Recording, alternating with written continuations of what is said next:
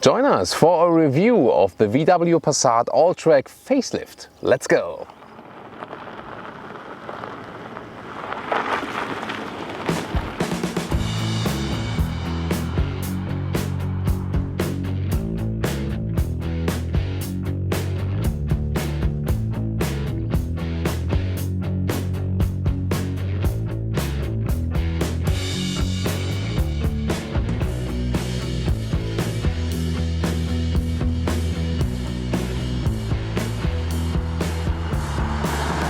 In the front you can see, yeah, it's a facelift, therefore the face has been lifted, literally. You can see there's a new headlamp design overall, and this is more one unit here also together with the front grille. And also on the technology side, those headlamps standard now come with full LED lamps. Optional, you can also upgrade it to a matrix LED light. It has 44 individual LEDs then for a special high beam function. And here the Alltrack, this is a so-called soft off-roader version. Again, you know, for some soft off-road situations, or if you just prefer this visual. Very interesting right here, you see those cascading turning indicators now. You know that also from some Audi models. This adds a lot more, you know, drama to the whole turning process.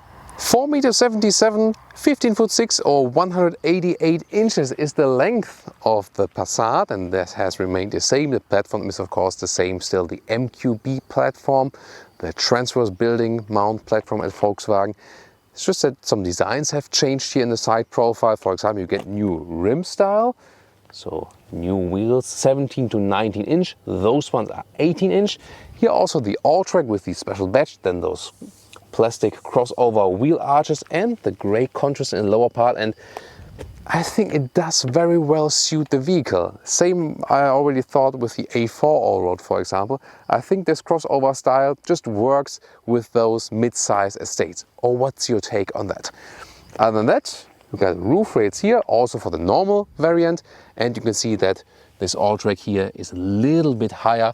But as I said earlier, everything we tell you today counts for all of the Passat EU versions, so sedan, the variant, the estate, Alltrack, GTE and so on. So everything we tell you today, besides the ground clearance for this one here, will be all the same as for all of the updates. So think still a rather classic and elegant look, here also with the dropping line at the height of the door handles. And now to the rear perspective. The change with the facelift are those tail lamps right there with the new LED structure. I'll also soon give you a close-up where I hit the brake actually, that you can see that it changes when you hit the brakes. It's very interesting. The Alltrack here also has some contrast in the lower part, but the rest of the form has not been touched. It's a typical hatch ending here for the variant. Of course, there will still be the sedan that looks a little bit different, especially here from the rear. Well, you've seen, not sure how can you pick it up on camera, we made that car a little bit dirty here with soft off-roading, but that's also what the Alltrack is for. So you know, when you hit the brakes, you can see how the rear lamps then change. It's a very interesting effect indeed. And don't forget also here to show you how the indicator looks like in the rear.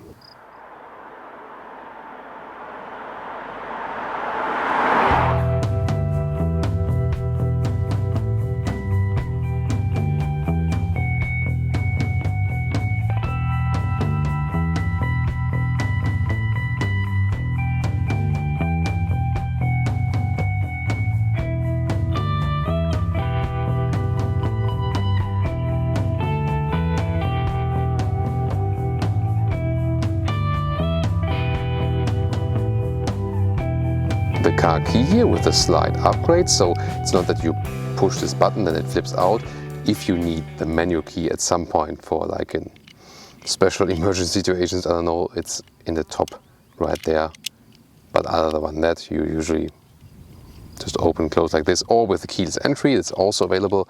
Put your hand on the outside here to close the car, then you can see the mirrors also flip in here with a nice contrasting aluminum cover or this aluminum style. Oh, very nice integration here, really, you know, slim then. And then put your hand on the inside to open it again. Then the door closing sound test. Yeah, very solid, that's nice. Then inside of the doors, soft touch here, but we can expect that at that price point. Then this special style here, this is new, looks like, you know, like a shiny dark wood style somewhat. The inside, then here's some leather red and also some soft touch materials. There's a bright interior styling in this case. You can also pick different ones. Then audio optional sound system with a quite decent sound. And then we can see some changes also right there. For example, there's a completely new steering wheel for all of the Passats. It was introduced this style with the T-Cross, here with a more angular styling right here. Reminds us a little bit of the Hofmeister Knick or Hofmeister Kink from BMW, very interesting. Perforated sides here, and the Alltrack has a special badge then in the lower part of the steering wheel. Soon more also to those digital instruments. First of all, there are new seating materials available. This one, however, is the classic old animal skin full spec, but there are new fabrics in Alcantara also available here for the Passat facelift. This one is also the so-called Ergo Comfort seat. Again, as I said, it's also available in materials where you do not stick to the seat in summertime as it is right now, for example. But the seat form itself is quite comfortable. I can also take a seat right here. I always get the question, you know, you want me is 86 or 6'1". What about cars for taller people? And the Passat is really a very suitable car for taller people. Also, if you compare other mid-size segment cars, for example, a Mercedes C-Class is way smaller here in the front than this one here. So from all the mid-size segment cars, I think the Passat is especially suitable if you're very tall. See here, if I put the seat in the lowest position, I still have plenty of headroom left. You can also go for a panoramic roof, then you will have a little bit less headroom, but still enough. Steering wheel can be adjusted far in reach and height. And also, you know, from the whole room you have, like in this area, is not narrow at all. So I really like that, and it also contributes here to this spacious travel feeling you have in this vehicle. So it's really interesting what they did here with the interior. In general, the Passat has this horizontal stress here also, soft touch dashboard, then those new decor elements also nicely done. I like it also with the split here, dark on the top part that you don't have any reflections, bright in the lower part that looks a little bit nicer and brighter. And then, for example, you can see the analog clock, that one is gone. There's just this Passat badge here now. Not really sure what's the intention of that. I mean, it looks quite nice and so on, but the analog clock was also just fine. Or wasn't it? I'm not sure. Then analog instruments, it starts, optional 11.7-inch new digital instruments right there. There's also an optional head-up display, but in this separate plastic glass layer. You're going to take a look at this new steering wheel. I really like the styling, also with a heating function available, and soon also a little bit more details to those assistance systems, because on the left side you can activate the cruise control, the adaptive one, or also this new special assist. I will talk more about that when we drive the car. Right side then to change something in the instruments, or then again the steering wheel heating. With those digital instruments you're pretty flexible. For example, check the assistance systems. You can also have the map here in the middle, and then you can also change the view, for example, to make it all the way with the map. That's also very interesting. You can still see the speed. This is a very interesting option why you should maybe go with those. But then again, yeah, I mean, analog ones will also do just fine. The head-up display here with a separate plastic glass layer. Then what you can see on the inside is, for example, the speed, loud speed, also some assistance system information and so on. It's good, yeah, not as good at those proper head-up displays where they project it directly into a windscreen. That's already nice to have. So here you start with a 6.5-inch, optional an 8-inch, a little bigger, and this one here is the biggest 9.2-inch. The 8-inch screen already receives this very software here with the MIB3, this electronic building platform, so to say, at Volkswagen. And this one here, the top one, also has this gesture control, but I think we can also easily live without it. So the smaller, the 8-inch, also has knobs here for zooming in and also for the volume. I like that. I would stick with the smaller one. This one here, the optional one, it looks a little bit more fancy. Then you have everything in a capacitive way. CarPlay here now, wireless, finally available. so that's the Bluetooth connection, but you can still also use a cable for a normal CarPlay or Android Auto connection. That's possible. And here also the inductive charging platform, you've seen that message right there. So very interesting as for this aspect. Then the GPS right here, it's very well to use, good responsiveness, and looks pretty fancy too. So that's nice. We are near the River Rhine today in Germany. Quite nice region also to do some car reviews. And then you can have, for example, some vehicle information here with the off-road view for the Alltrack. That's somewhat special here with the degrees of the tires and so a compass and the height actually 375 meters. That's quite something already. So it's actually quite easy to use, a good overview. You can still connect your phone via Bluetooth. That one would also be possible. There's still a manual classic climate unit, so to say. Well, you have the digital screens right there, but I think it's quite good that you can still touch those and it's easier to control it while driving. Then this inductive charging tray, it's also big enough, unlike in the Arteon. And there's a USB-C charger right now in the front. So they went all the way for the USB-C devices now. What's also new with the DCC, you can not only go for the preset modes, you can also go to individual and then really fine-tune the DCC. This would be the normal setting, and then there's a span, or the adaptive suspension. This is a preset, and then it varies a little bit stiffer and less stiff, depending on the situation. But you can fine-tune it really like how you want to have it. I don't know. I mean, it's more playing around. You have more possibilities. Usually, most people leave it in a comfortable area and then go for sport if you want to have some more fun. But maybe you find after a while that like this setting is exactly the one you need. One interesting detail here is the normal back mirror, and it is frameless, therefore pretty elegant, but still you can have a good look to the rear. Here in the middle part, you can slide this one open and have some adaptive cup holders. They will really eat different sizes of bottles. Then you could put your key, for example, right here, but you also can put it somewhere else, of course. 12-volt power supply. And then under the armrest, there's a new USB-C port, so there's also another USB-C port there, and some more space, for example. There's a serial bar.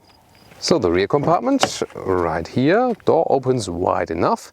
Then there's also here a manual shade for the kids, that's available, and also very nice build quality, also soft touch here at the inside of the doors at the rear. And then you can see it's very spacious, you can always see it right there. Only the Skoda Superb, because it's a little bit longer, a little bit more using of space than is better. But here, this is among the best also in this segment. Look at that. That is when I am driving actually. And then there's still plenty of legroom left, even for tall Ls in the rear. It's a good and comfortable seating position here. Also, if you think about the headroom, still no problem, and it will still work even with the panoramic roof as for me. So in the oval position here, you have a lot of free space to move around. That's really cool. You cannot move any bench or something. Here with the seats, you can only flip it completely. There's no angle adjustment also available. What about the middle seat here? Well, there is a middle tunnel because you can also get the all-wheel drive. Then you have to put your feet to the side. You sit a little bit higher here in this middle area. It would somehow still work, but it's a little bit stiff as for the bolstering, so not too comfortable here in the middle part, but it would be possible space-wise. Then we have here those cup holders right there. Also move that here as a ski hatch. To have this reach through, that's possible. And then in the lower part we have a separate climate unit if you order that, also with rear seat heating, again an option. In the very lower part you have a USB-C port now with the facelift and a real power supply. But if you think about charging your MacBook there, it's really very hard to fit it right. It's a little bit too narrow in this position there. Let's flip the logo to access the trunk. Electric tailgate. Not so much has been done with the facelift right here. It's already quite good because you can see those square dimensions. You can also fit a replacement tire if you like. Underneath here, that's possible. A clean solution here for the cover because it has some rails to the side, and then you just have to press here to actually move it forward in 2 steps. That's cool. And you have some additional hangers here as a possibility. It's also a nice idea. 12-volt power supply. Well, then what about the measurements? In the normal length here, it is 1 meters and 12, and the normal width is here, even a little bit more than a meter in this area. Then you have those small compartments right there. Here you can see height-wise, does that still fit with the backpack? Yes, that does indeed still fit. Even if I put it, yeah, that does indeed work, because here the height to the rail is about 47 centimeters, and the overall height then, if you think about loading a bicycle or something, this is 72 centimeters. And then what about flipping the seats? This is a very good solution too, with those levers here, left and right. Here we go, and they flip all the way, unlike in the Audi A4, where this does not happen that way. And here this is a little bit less than 2 meters than to the tall drivers.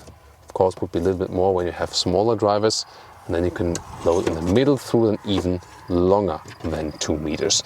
And last but not least, for example, if you have dogs, you can also get this integrated net here, for example. You can secure them on a top part here each, and then you also have more security, or just for another luggage security if you really load everything to the very, very high top. And then what else is missing? The child safety test when I close the electric tailgate here, and whoa! Again, the same was still in the Tiguan. This is just, you know, they just have too much torque on the system, so be careful, don't get squished in there.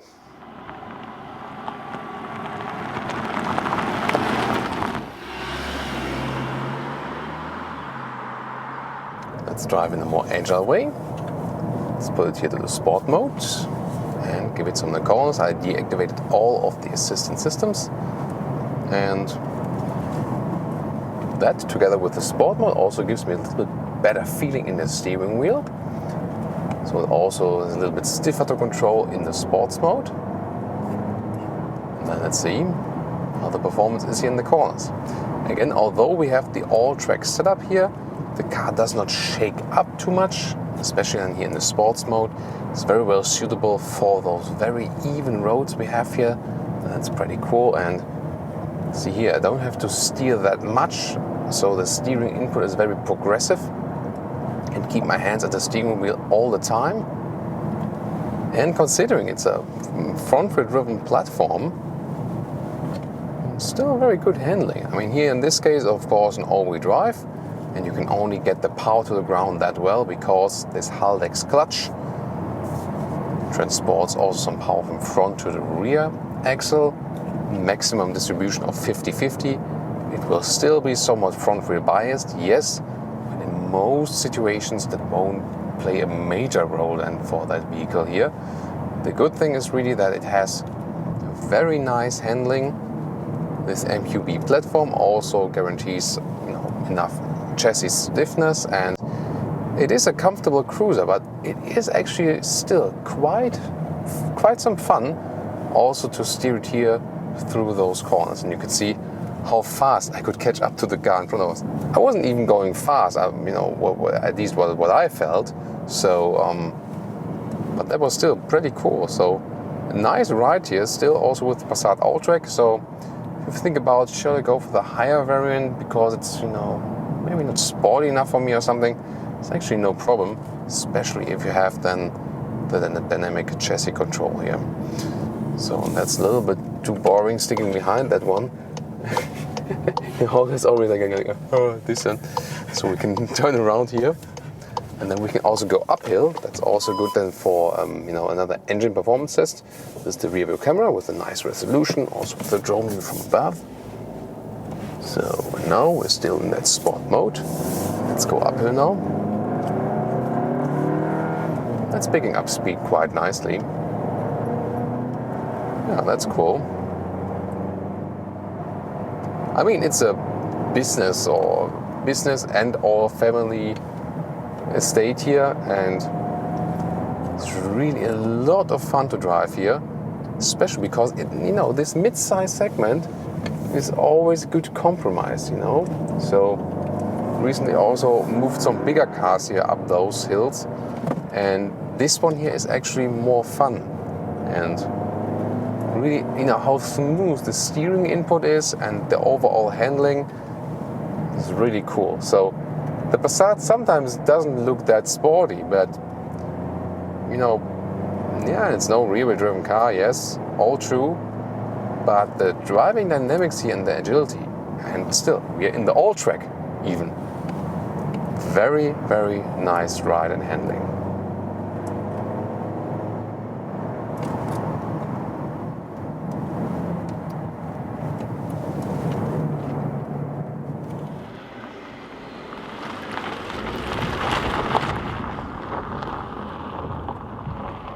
Well, we're driving the Alltrack, so why not showing some soft off-roading? And here we do have that. The DCC is set on comfort mode, and therefore, still, although it's rough terrain, it's actually a quite nice ride and giving me a lot of confidence. So this is also what this car is meant to do, some soft off-roading. That's about it, you know, but pretty nice.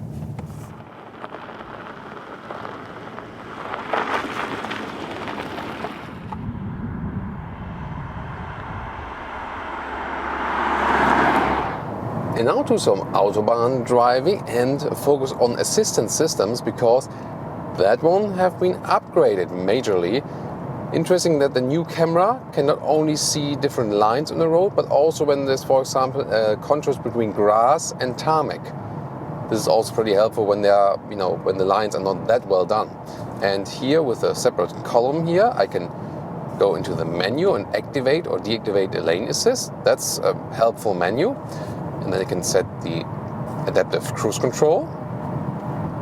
So, and activate that one here with the top button. And then I can set it here, and also the different speeds and so on. So that's pretty helpful. So then, yeah, lane assist activated. Well, and this way, distance being kept, the car in front of me, and the lane assist is basically when I'm really stepping over the lane unintentionally or so, that the car brings me back to the lane. So for example, I'm here, there it is. So of course you should keep your hands on the steering wheel all the time. And with the Volkswagen Touareg, they had it a little bit too sensitive, this automatic lane keeping, and so they decided to split both systems. So this is the lane keeping assist, and then the lower button here is the travel assist. And that one is the more proactive one, and I think it's a good decision to split that. So to split that somewhat, because that really helps you. Because here now the car is being kept in the middle of the lane. Again, it's really thought out that you keep your hands at the steering wheel, and this is then before I get off the lane. The car is being centralized.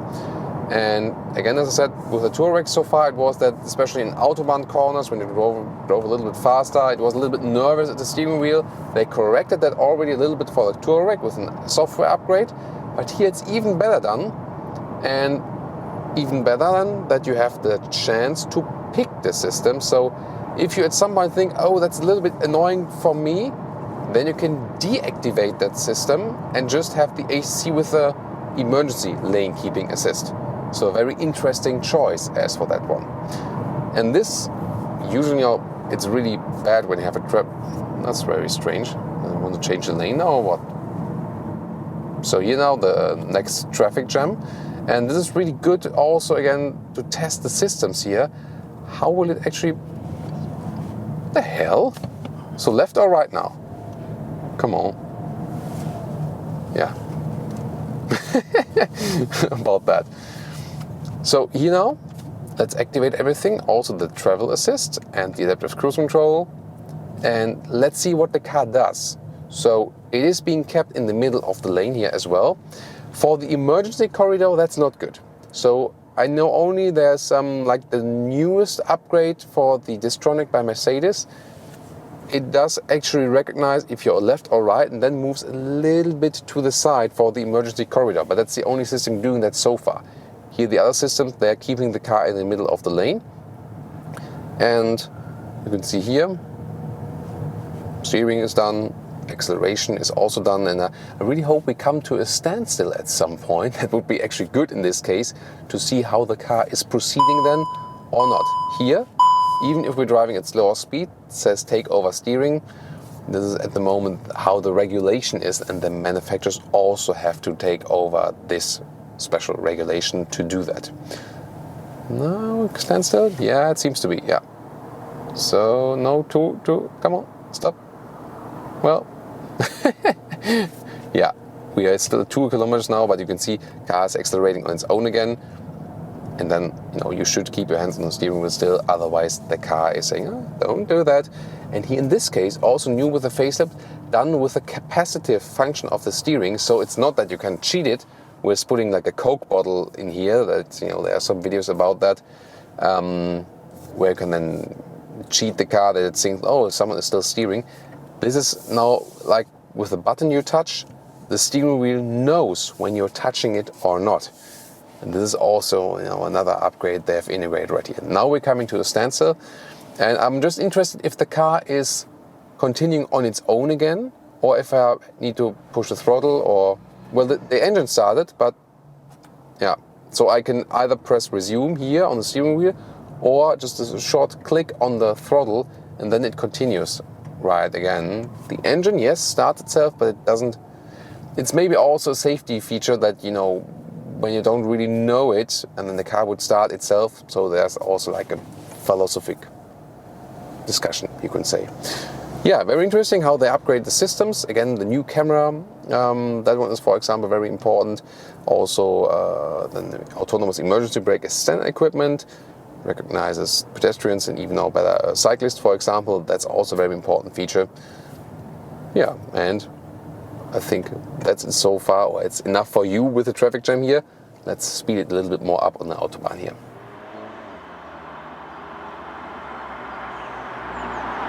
Just to tell you about the consumption, because we're cruising at the moment, you can get a minimum of 6 liters on 1 kilometers, 39 mpg US, 47 mpg UK. That's great. If you just cruise control 80 to 100 kilometers on the motorway and that's it, that's really very decent. Of course, will be higher when you use more of that power, because here, this one here, we put it to the S shifting mode, then it will also go back a gear. You can also use the shifting pedals to shift back even further. And then we can check out the acceleration here from 100 to, let's see.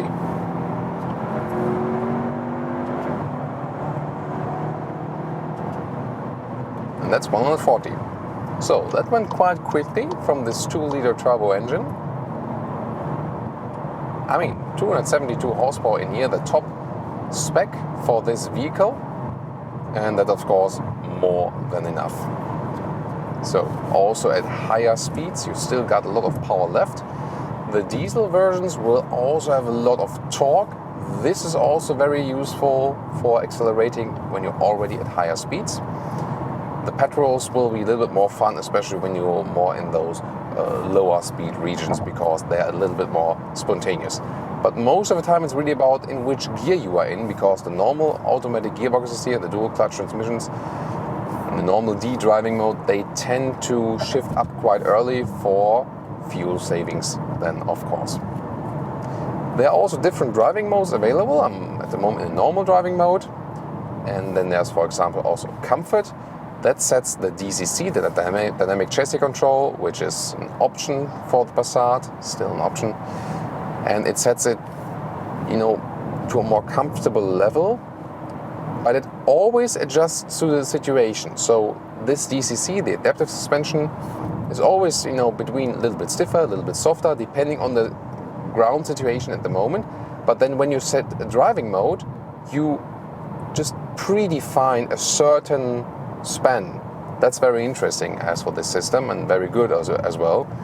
And here in the comfort mode, this is what you would usually probably prefer for some nice cruising and so on, and it's really good. So the suspension here is awesome, and it also works well together with the Passat Alltrack, which is a little bit higher.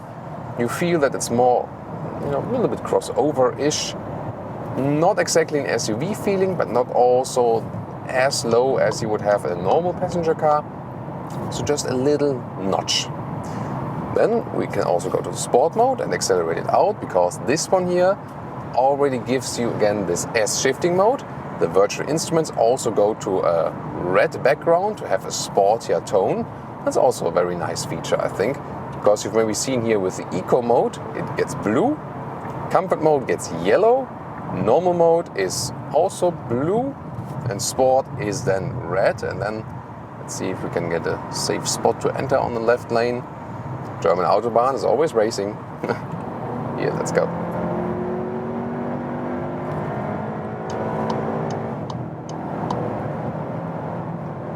That's 150 kilometers. So again, also the sound is actually quite decent. Also the noise insulation is very good. I don't have to raise my voice that much. It always has been the case with the new Passat in general. Hasn't changed here with the facelift. It was already at a very good level. I also keep track of everything in the head-up display, which is not projected directly into the windscreen, but on this separate layer. And Holger and I were discussing it earlier, what's the pro and what's the con of that. So those simpler systems, like that one here, they don't project in your real line of sight, a little bit lower due to the separate layer. And then you also have the separate plastic glass layer, which is also somewhat disturbing your view just a little bit, rating it against a proper projection system. I guess for that price you pay here, you could already have expected a true head-up display. Yet again, the platform is not suitable for that yet, but that one will be rather with the all-new generation then, which will be introduced with the new Volkswagen Golf. And there will be this new MQB generation that will also feature a full head-up display. We can expect that. So far, one of the most popular Autobahn vehicles here, the Volkswagen Passat. It is the company car number one, so to say. And you can really understand that, because it's really relaxing here to drive it on the motorway. Good from noise insulation. Power really depends on the engine you pick. And especially with the DCC, it adds a lot of more comfort. There's always the question with cars, should you go for the adaptive suspension, yes or no? And with those Volkswagen vehicles, definitely yes. That makes a big difference. The base suspensions are already quite good, but the DCC definitely adds more comfort. And then also this possibility to switch it around a little bit from comfort to normal mode. I've shown you earlier that we have this individual setting as well, where we can change it in a very fine-tuned way, but I would not necessarily do that while driving. So that's why you also have a separate key and can set this presets. And usually those presets are also just fine. They're enough to use. I also still like it that we have this classic climate control. So when I say, just a little bit colder, then I just turn it 0.5 degrees or something, and then that's it. So that's to me the easiest solution. In some of the new cars where everything went into the touchscreen, that's maybe nice then for getting everything cleaned up in the interior and so on, but it's not really user-friendly while driving. That's one of the 911 convertible right there. So we go here once more.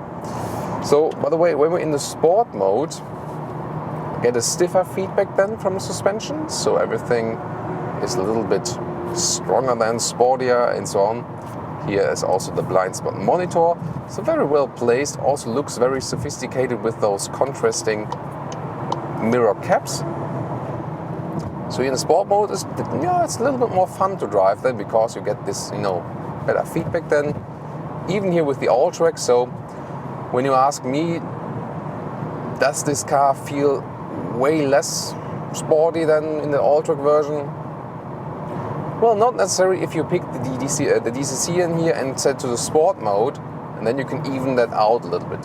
Of course, a normal Passat, which is a little bit lower, will have a little bit lower center of gravity and will be driving a bit sportier, but it's not a huge difference. However, I really like those crossover styles that you have, some more ground clearance, sit a little bit higher. Also like an E-Class all-terrain or the Audi A4 or A6 all-road. I think that concept usually works pretty well. I think it's quite nice. So now back to some assistance systems here. The adaptive cruise control really keeps the distance very well, and it also keeps in the lane. See, like here, don't do that at home, kids. So just showing you how it works. Then the system is always saying like, yeah, something is going wrong. If I would continue on doing that, the car would also give me some warning signals that I should keep my hands on the steering wheel. But I just want to show you that the system actually works. And again, as I said, also up to really high speeds. Yeah, this upgrade is rather a German thing because nowhere else you can drive that fast on the motorway. And again, only when the traffic is allowing it. At the moment, not doing anything with the throttle. So this distance here is being kept, speed is being reduced.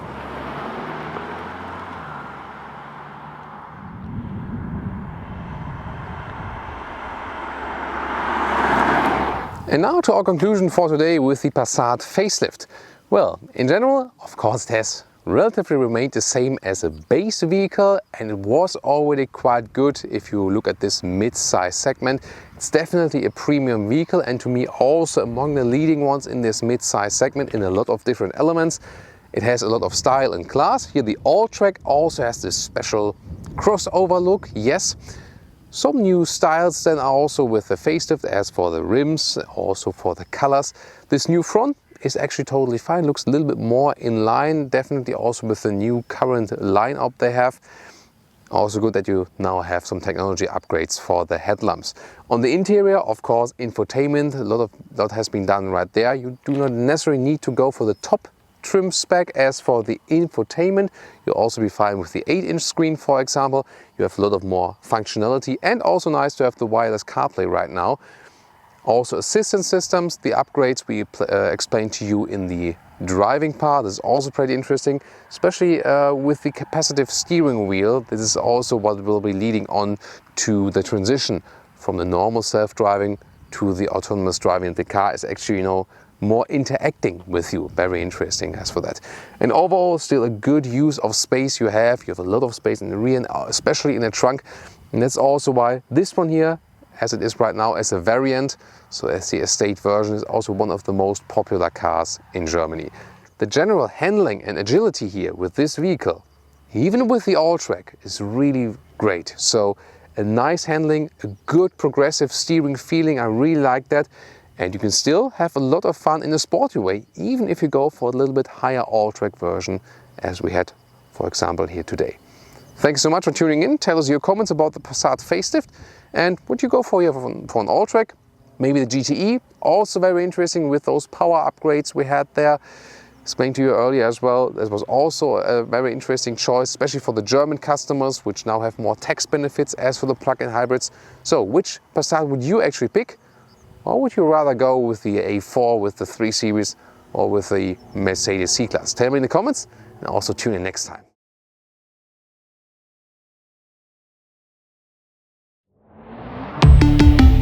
Volkswagen.